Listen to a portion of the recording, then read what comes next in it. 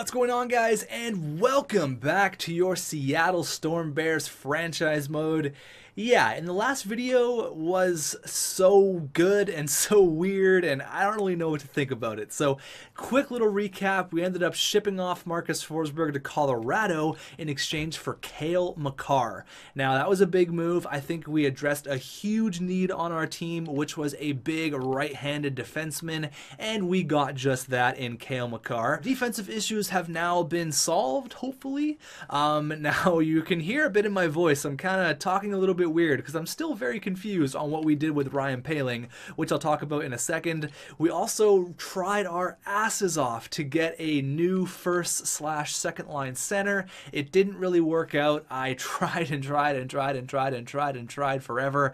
It just didn't work out. So we're hanging out with Trevor Tkachuk, the better Tkachuk, as our second line center. He's now going to be alongside of Chad Morrow because Marcus Forsberg is now hanging out in Colorado.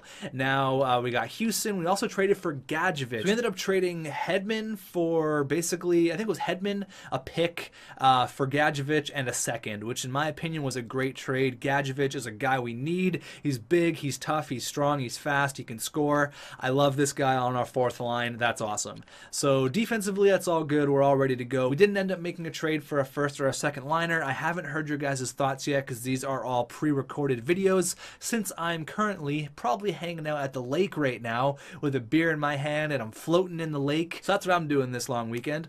But this video might be a little bit shorter because like I said, I got to prep some videos, so I'm doing this a little bit in advance. We're going to do a complete wrap up here. We're going to go have a look at some old players as well. So don't get a huge snack. Maybe just get something to tie you over, something quick. Maybe just some peanut butter toast. Don't get anything crazy. Just maybe get a light snack. So Ryan Poehling, what are you talking about, xTech? What are you so worried about Ryan Poehling? Well, he's making $8 million.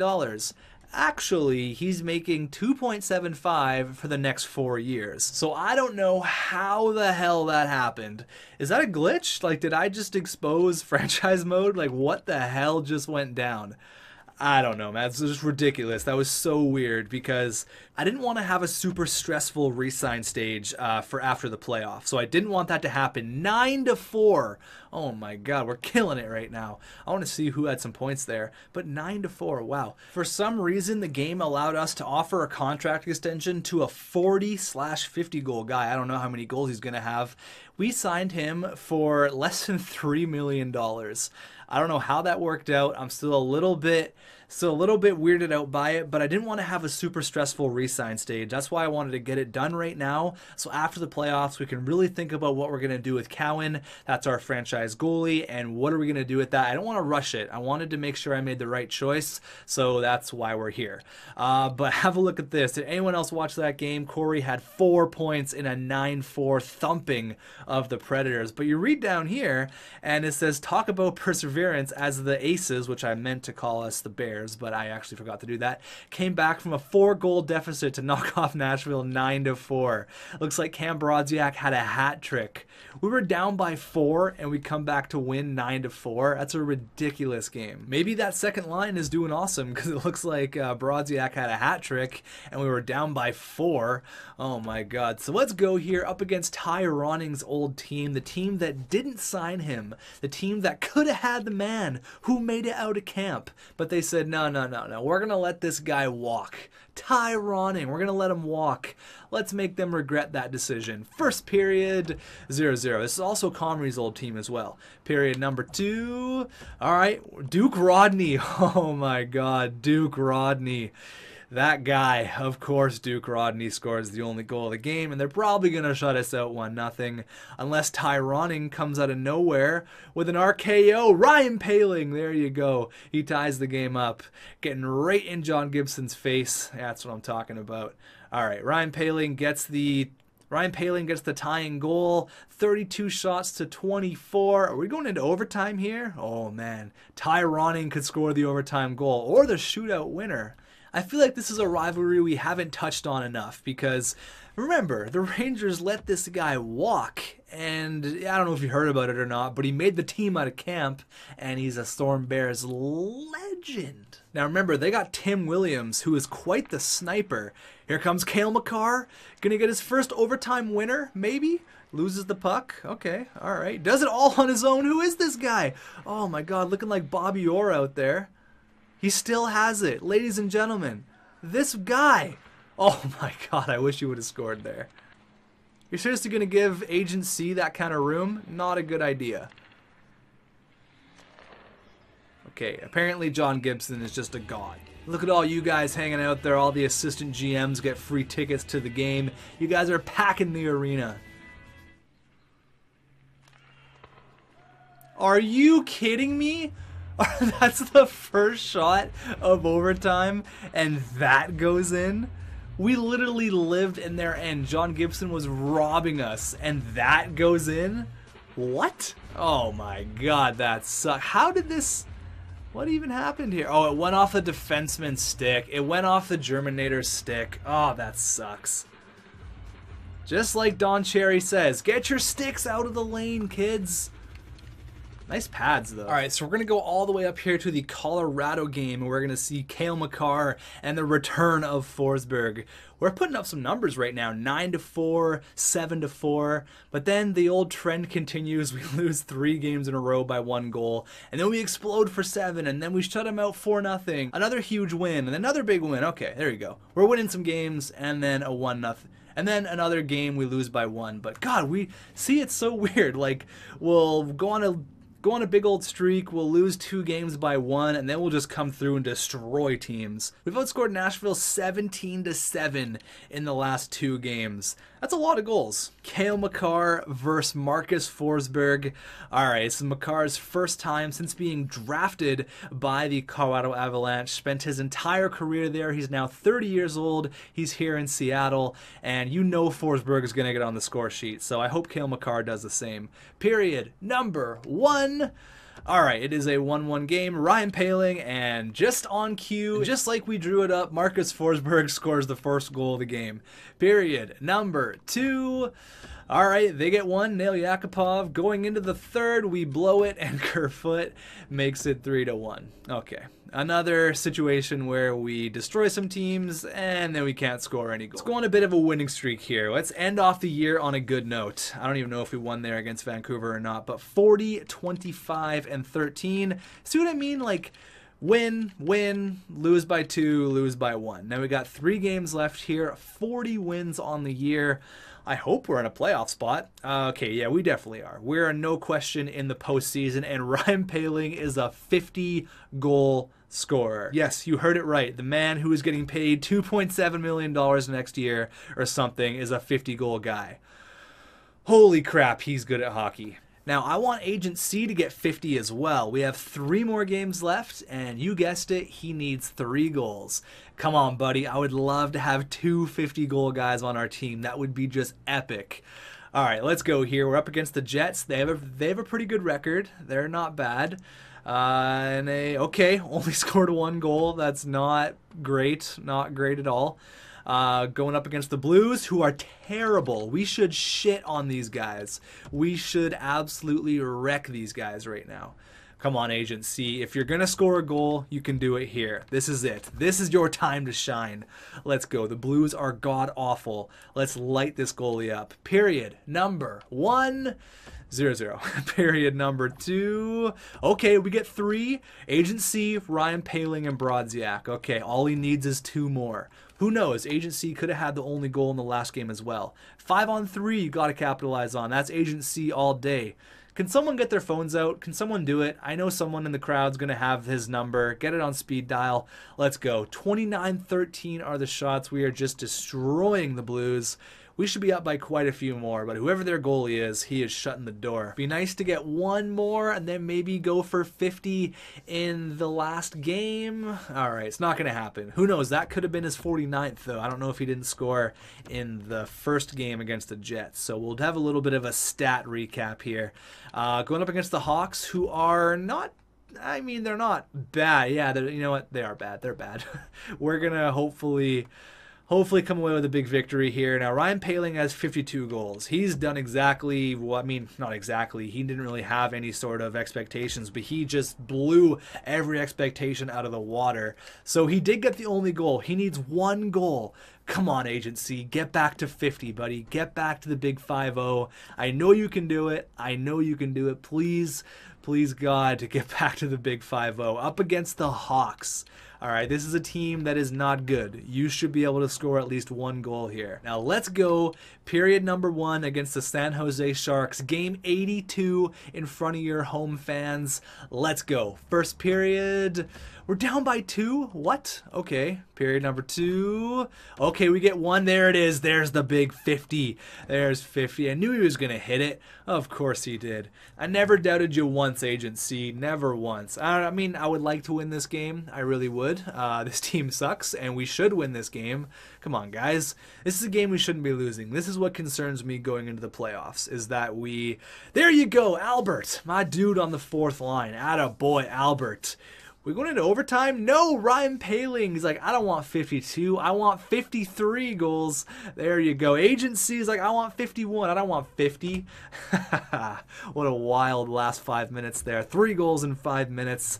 And there you go. That's a win. But we're going to lose that game. We could have lost that game very easy. So that makes me concerned going into the postseason that we're going to, lose a lot of games 1-0. That's kind of what happened, I think it was last year against the Vegas Golden Knights, where we unfortunately couldn't score any goals. Now, can someone remind me, when was the last time that a team had 2 50-goal scorers? Off the top of my head, hasn't been in the last 15 years, I can guarantee it. Off the top of my head, maybe honestly, off the top of my head, I don't know. Can someone go look that up? That's kind of a cool stat. 51 for Agent C. He gets back into the 50 club. There you go. After 2 years of getting 44 and 43, he's back, baby. He's back in a big way. 88 points. He's on the up and up. Ryan Poehling, 53. What? Do you guys remember this guy was once 83 overall and a 3rd liner? I don't know. What the hell? Okay, interesting. And Christek, he did exactly what I wanted him to do. This game is so weird. He has 79 passing. Yeah, 67 assists. Okay, Christek, sure, buddy. He could be a first-line winger. He could really be that guy for us, which is awesome. The Germinator, that's the kind of year I knew he could have. 50 points, 6 goals, 44 helpers. That's what I'm talking about. Cam Brodziak, he had a nice coming-out year. Not really coming out. That's actually, he had his worst career year ever. But he kind of bounced around some line mates. I think I'm going to give him a mulligan on this one. I think next year he's really going to break out. Only being 20 years old, this guy's got so much time, and he's fresh off another contract. He's got nothing to worry about. Go out there and play hockey. Trevor Tkachuk, the better Tkachuk, holding down the 2nd line. 10 less points than last year, but he scored a few more goals. Chad Morrow, he had 36 points, so not a terrible year, but he had more goals last year, 26.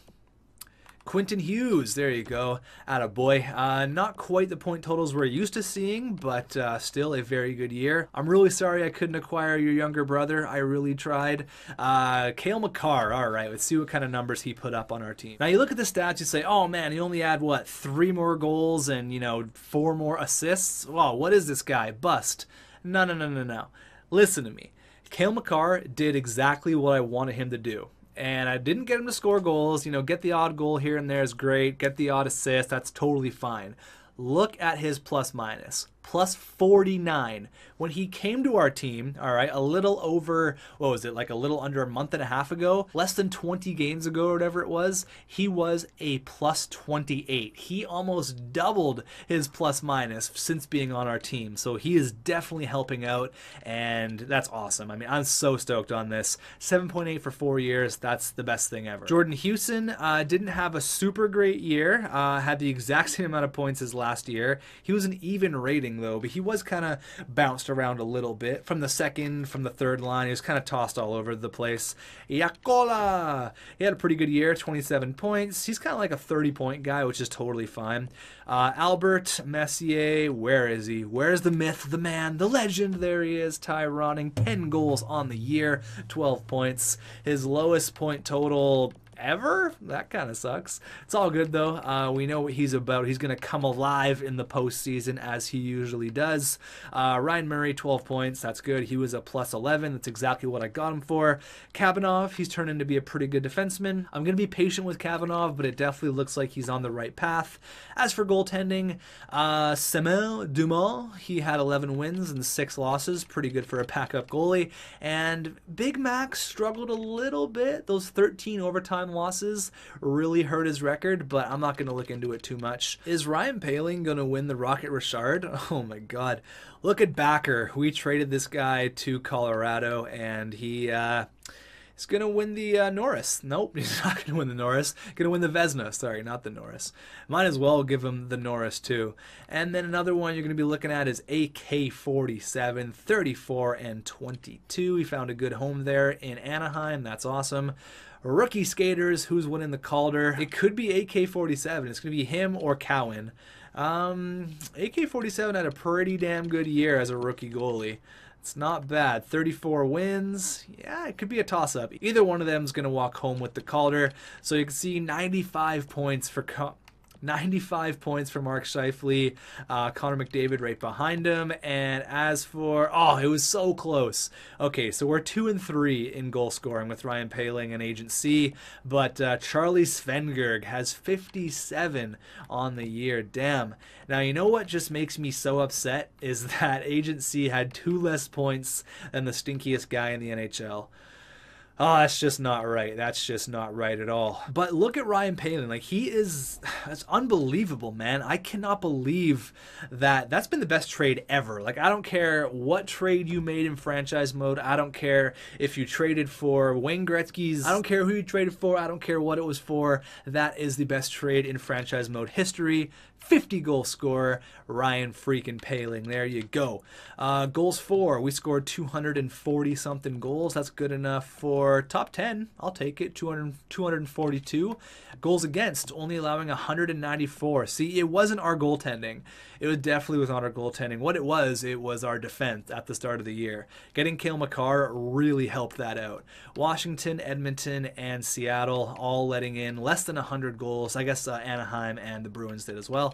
Power play goals, only 41 power play goals, but that's good enough for, not really. It's actually probably near the bottom.